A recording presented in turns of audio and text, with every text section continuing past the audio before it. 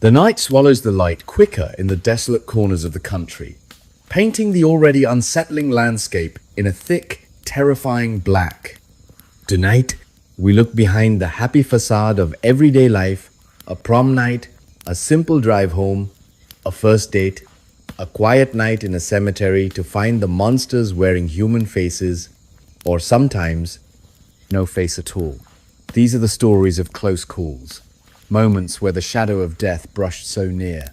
The survivors are still catching their breath decades later.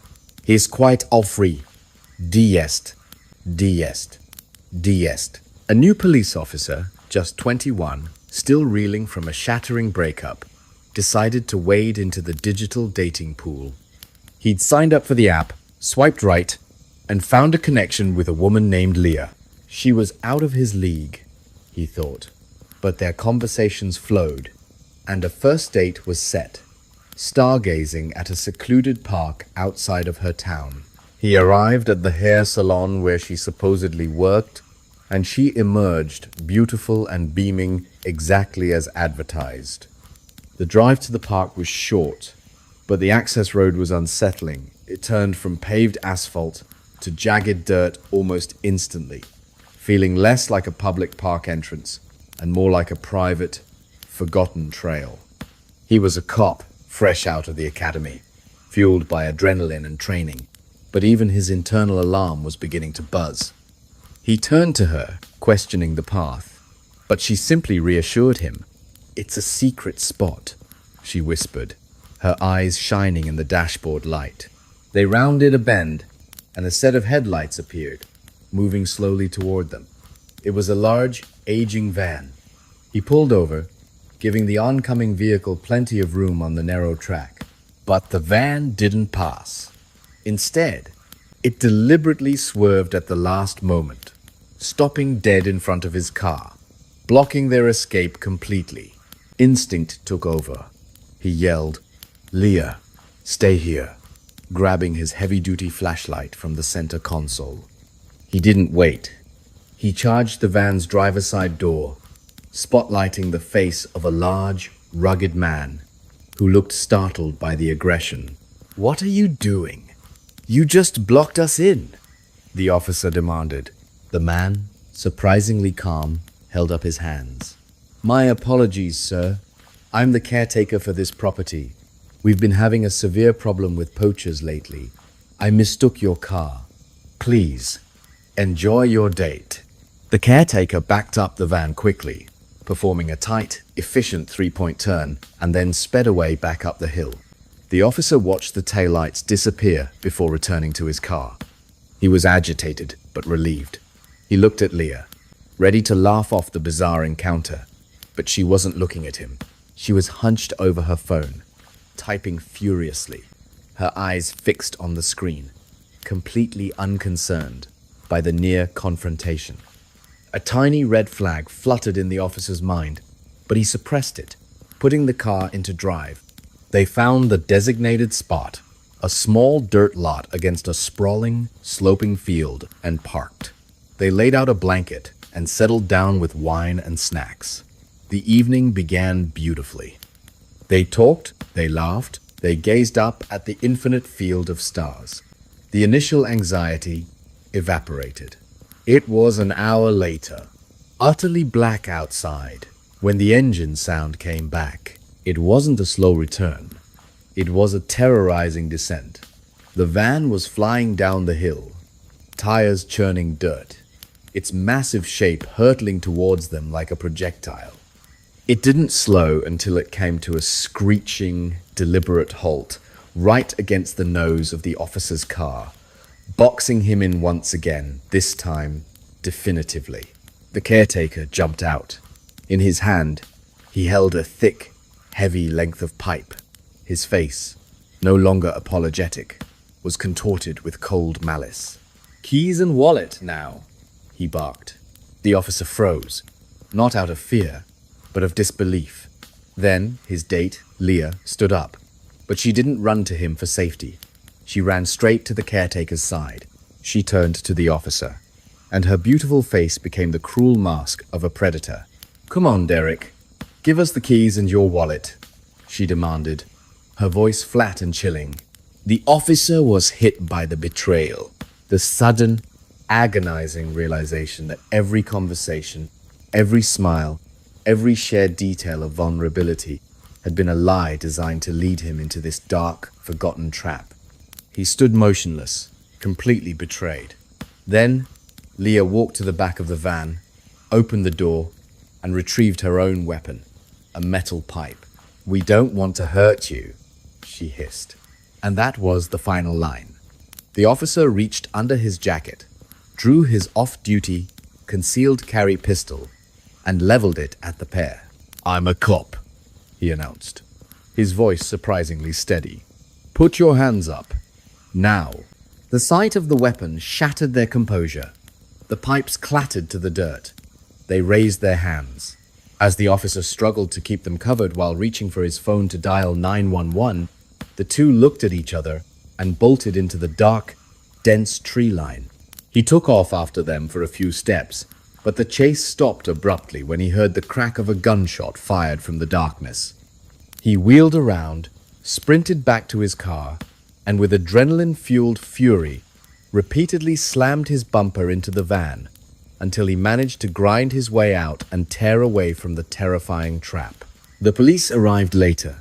What they found inside the abandoned van confirmed the horror: an arsenal of knives, saws, chains, duct tape, ropes, and what looked like dried blood on the floor. It was a torture chamber on wheels. When they investigated the hair salon, they were told, "We've never heard of Aaliyah working here." The entire relationship had been an elaborate, chilling setup. The officer was haunted by the singular, terrifying question. Asterisk. What if I hadn't carried my gun that night? Asterisk. Here's this tree, your skib. You can make it to be your skib. Hey friends, you're in Dreamcatcher Stories, your cozy corner for stories that got lost along the way. Tell me, where are you watching from? And what time is it there for you? Hit me up in the comments and tell me how this one hits you. Now, let's get sneaky and peek behind the curtain. Life fans, one my. The monsters in the dark don't always use vans and weapons. Sometimes they are hiding in plain sight, living next door. Rewind to 1978, a typical suburban Ohio street. A 16-year-old girl, let's call her Bridget, was waiting for her prom date. She wasn't excited. The boy, Jeffrey, was a known misfit, nervously awkward around girls. When he arrived, Bridget was instantly mortified. He wore a mismatched vest and bow tie instead of a standard tuxedo. He was shaking so badly he couldn't pin the corsage on her dress. The photos taken that night were stiff, awkward, and instantly forgettable. The night went downhill. Jeffrey hated the dance floor. He was visibly uncomfortable in the crowd. Bridget suggested they step away for a bite to eat. Jeffrey pulled out her chair, pushed her in politely, and then simply walked away. He returned much later, explaining he'd gone out to get McDonald's cheeseburgers because he couldn't get back in, and then told her they were stuck outside. Bridget was done. She asked to go home. He apologized profusely, drove her back, and that was that. She only saw him one more time. A week later, Jeffrey invited her to a house party. She went, skeptical, and found no food, no music, and only 3 other people. What Jeffrey wanted to do was hold a seance to communicate with the devil. Bridget was instantly creeped out. She left after a few minutes and never spoke to him again. For 13 years, Jeffrey was just a bizarre, awkward high school memory. Until the 22nd of July, 1991, when Bridget read the newspaper. The headline screamed about a man named Tracy Edwards who escaped an apartment in Milwaukee wearing handcuffs, flagging down police. They followed him back to the apartment where they were greeted by the tenant, a tall, polite man named Jeffrey, who insisted it was all a lover's misunderstanding. But as the officers talked to him, one of them looked past Jeffrey and saw on the coffee table a stack of highly disturbing, instantly recognizable photographs of dismembered body parts. They arrested him. What they found inside his apartment was a true house of horrors. Human remains scattered throughout, several heads in the freezer and refrigerator, and a 57-gallon drum containing decomposing bodies and chemicals.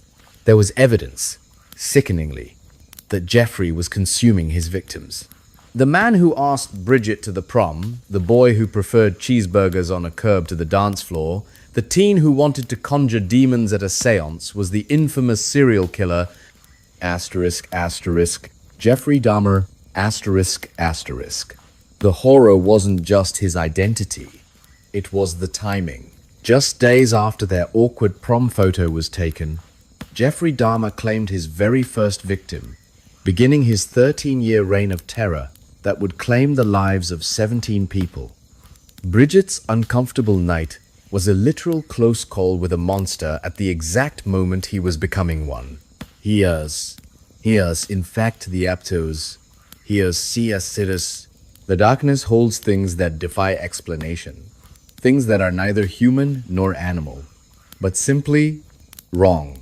In 2004, deep in the small, rural town of Live Oak, Florida, a young woman we'll call Misty was riding home from church with her mother. The sun was setting, and her mother, an already anxious driver with poor night vision, was speeding to get home before the dense, lightless country road swallowed them completely. The highway was just a straight shot of dirt, lined by thick, unbroken forest. There were no houses, no buildings, no streetlights. It was the middle of nowhere. As they flew down the road, Misty glanced out her mother's window and saw a sight that shouldn't be there. A small girl, sitting on the side of the road, facing the thick woods. "Mom, I saw a little girl. We have to go back," Misty insisted. Her mother, focused on the road, resisted.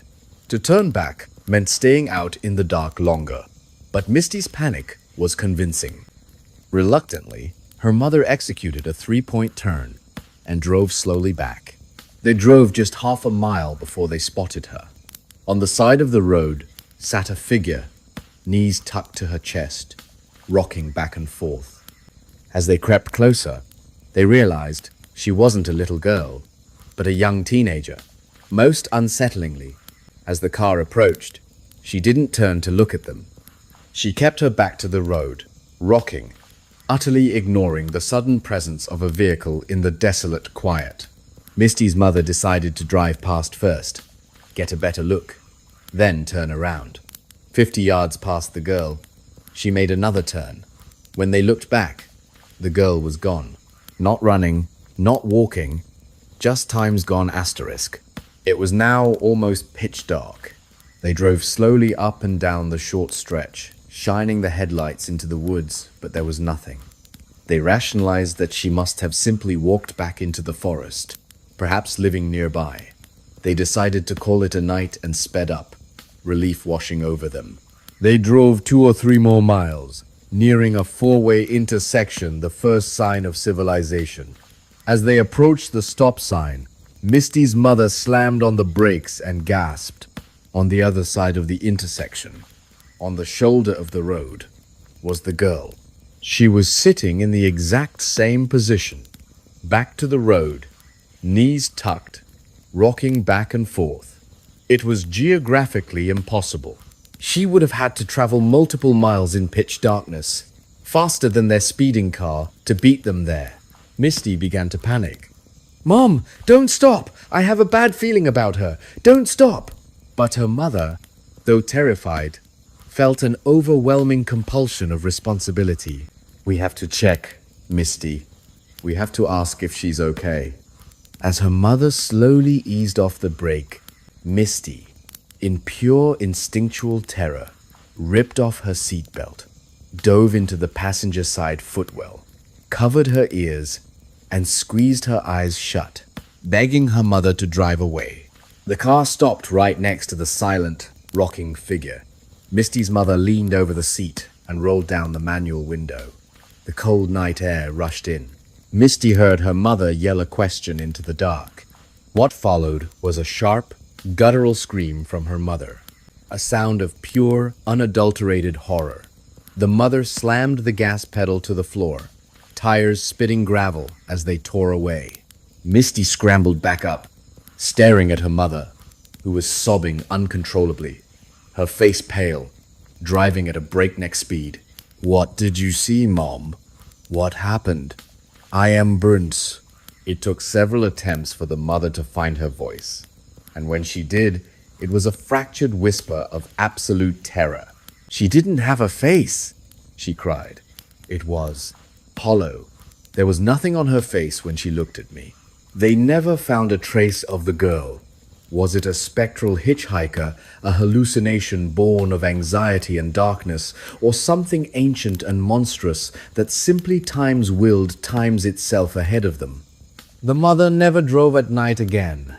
The memory of that chilling, faceless entity remains fixed in the quiet dread of their lives. Heliflive of the Starist. The 5 end of using of the Starist. Sometimes, the danger isn't supernatural.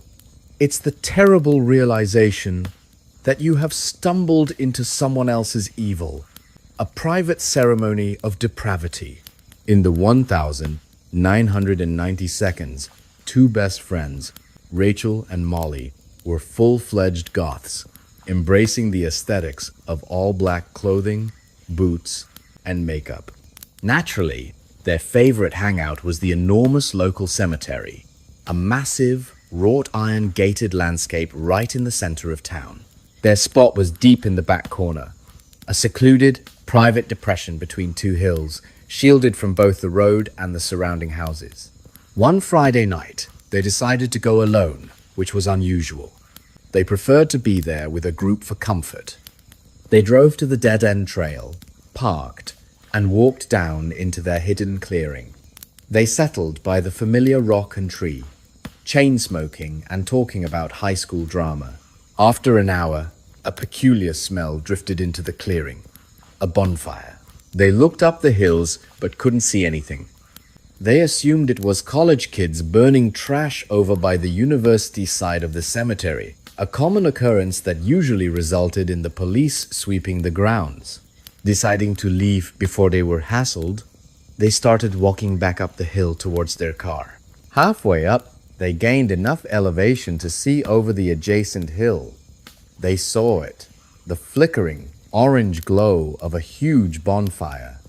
It was blazing brightly, but still obscured. Molly suggested they sneak up and peek, thinking it would be hilarious to catch the college kids in the act.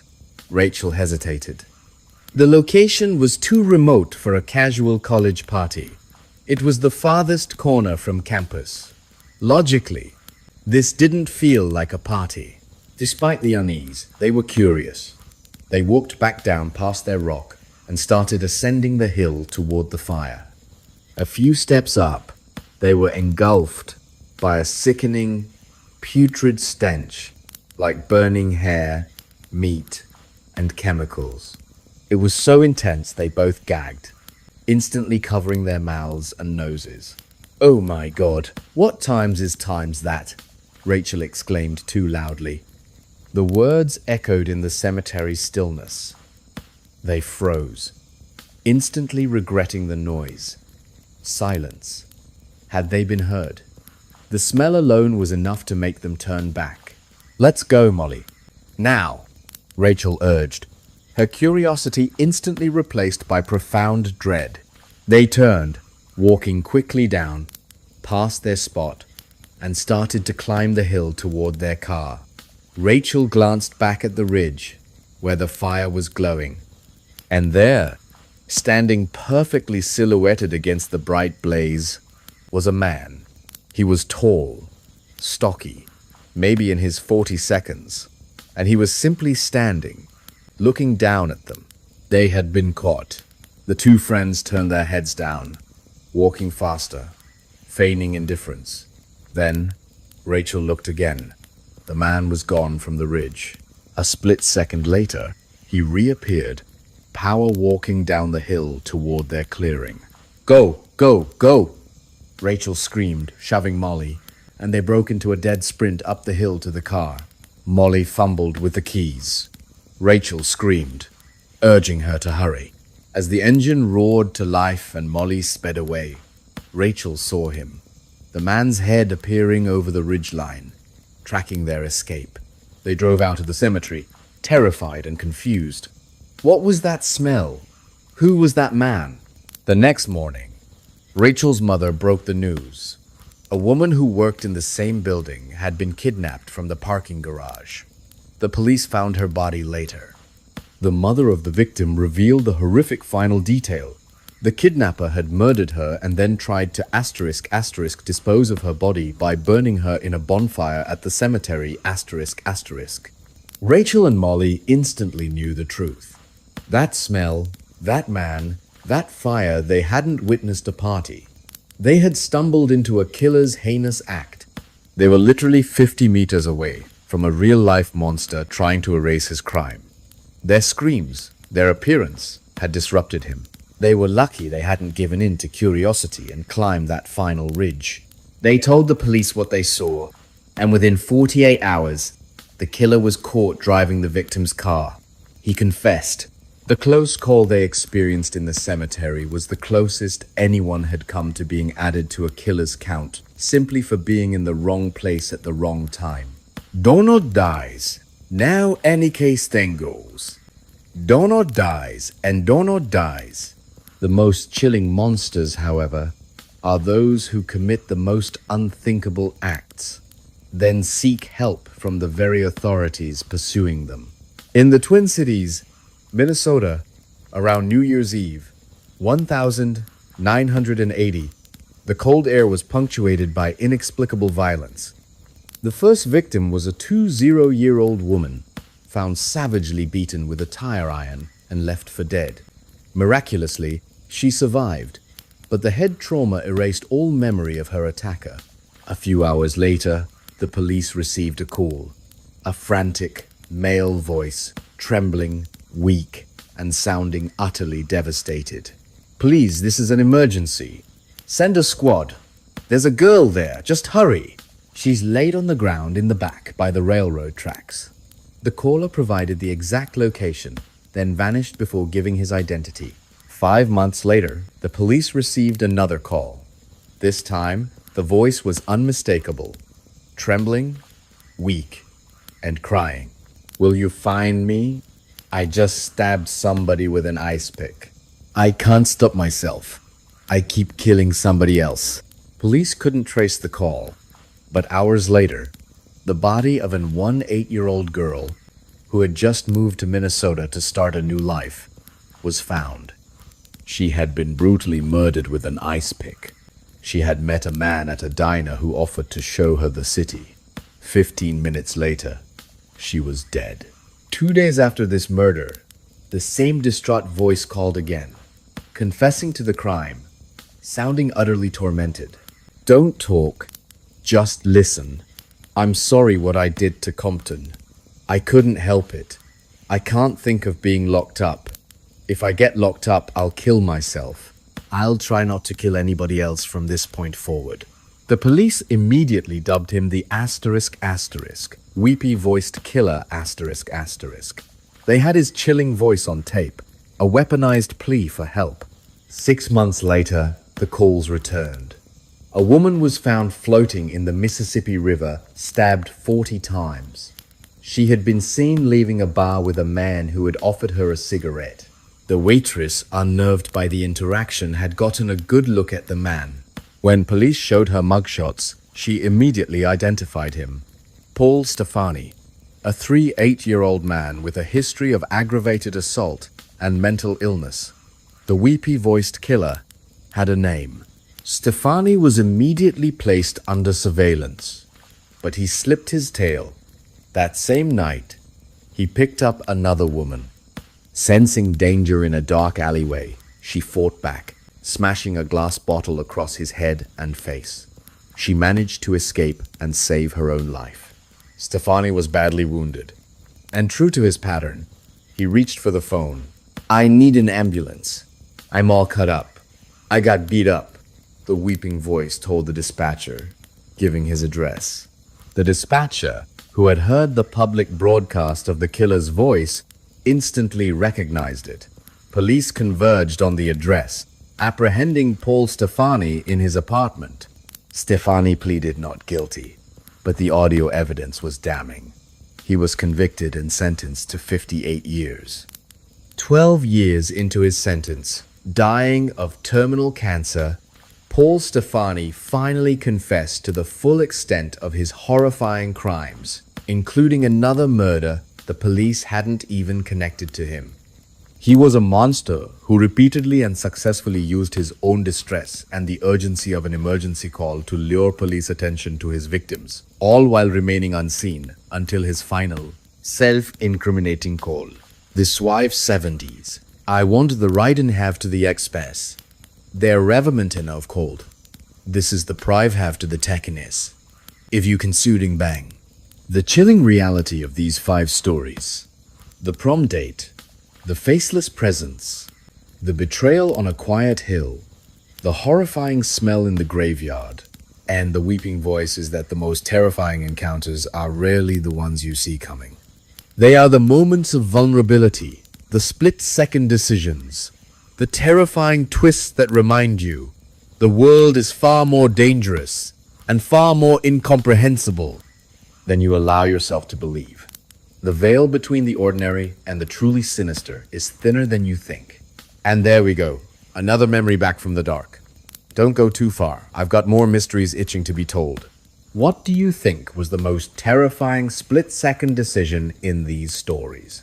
Bridget's choice to leave the seance? Misty's mother's decision to roll down the window? Or Derek's instinct to draw his weapon? Let me know in the comments below. And if you dare to explore more close calls with real-life monsters and chilling unsolved mysteries, make sure you hit that subscribe button, turn on notifications, and join our community here at Dreamcatcher Stories. Until next time, stay safe and think critically about the shadows.